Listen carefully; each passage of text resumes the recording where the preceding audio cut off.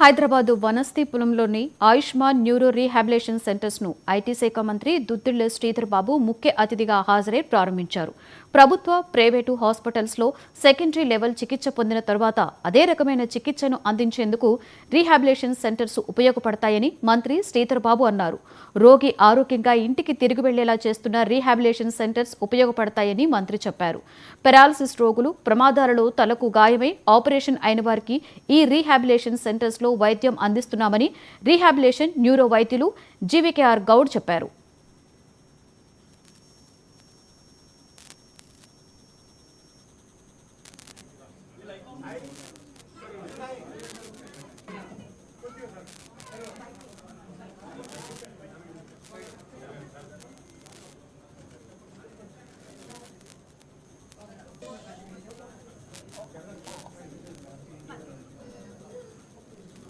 మరి మా యువ డాక్టర్లు ఆయుష్మాన్ రీహాబిలిటేషన్ హాస్పిటల్ను ఏర్పాటు చేసి మిత్రులు జీవీఆర్ గౌడ్ గారు, అదేవిధంగా రాజేందర్ రెడ్డి గారు, కృష్ణారెడ్డి గారు, సోదరులు విజయ్ గారి ఆధ్వర్యంలో మరి ఈనాడు ప్రారంభోత్సవం చేసుకోవడం జరిగింది.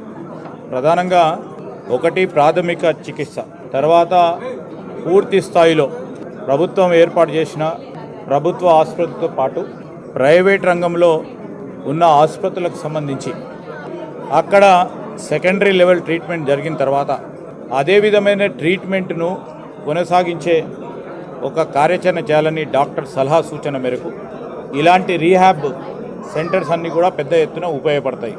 ట్రీట్మెంట్ కంటే ముందు అదేవిధంగా ఏదైనా ఎయిల్మెంట్ వచ్చినప్పుడు, ఏదైనా చికిత్స గురించి డాక్టర్ గారు పోయినప్పుడు ఏ విధంగానైతే రోగగ్రస్తులైన ఆ సోదరుడో ఆ సోదరిమని తిరిగి ఆరోగ్యకరంగా మళ్ళా ఇంటికి వెళ్ళాలని ఆలోచన చేస్తూ ఉన్న వారి కుటుంబానికి కానీ వారికి కానీ ఈ రీహాబిలిటేషన్ సెంటర్స్ పెద్ద ఎత్తున ఉపయోగపడుతుంది.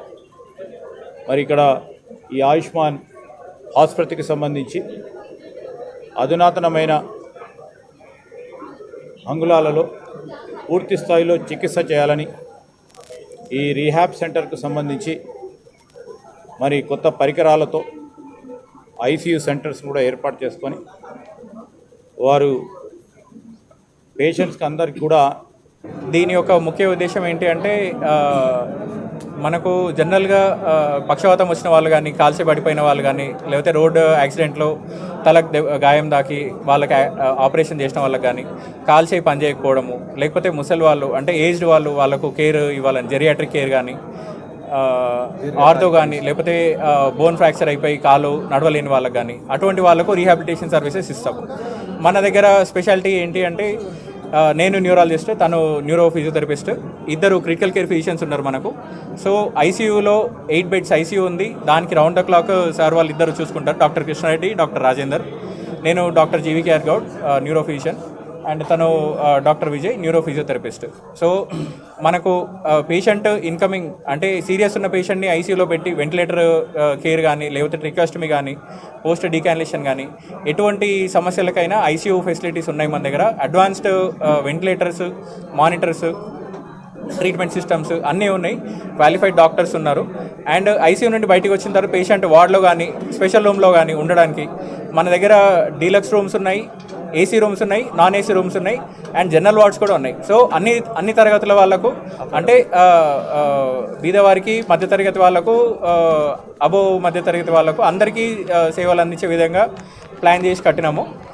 అండ్ మనకు పేషెంట్ వన్స్ ఐసీయూ నుండి రూమ్కి వెళ్ళిపోయిన తర్వాత నెక్స్ట్ మనకు ఫిజియోథెరపీ ఇంపార్టెంట్. పేషెంట్ రికవర్ కావాలా, పేషెంట్ కాలు కదలకపోయినా, చేయి కదలకపోయినా మనము దానికోసం సంబంధించిన జాయింట్స్ కానీ, మజిల్స్ కానీ ఎక్కడ ప్రాబ్లం ఉంది అన్న చూసుకొని దానికి మనము ఫిజియోథెరపీ చేస్తాం. దీని యొక్క ముఖ్య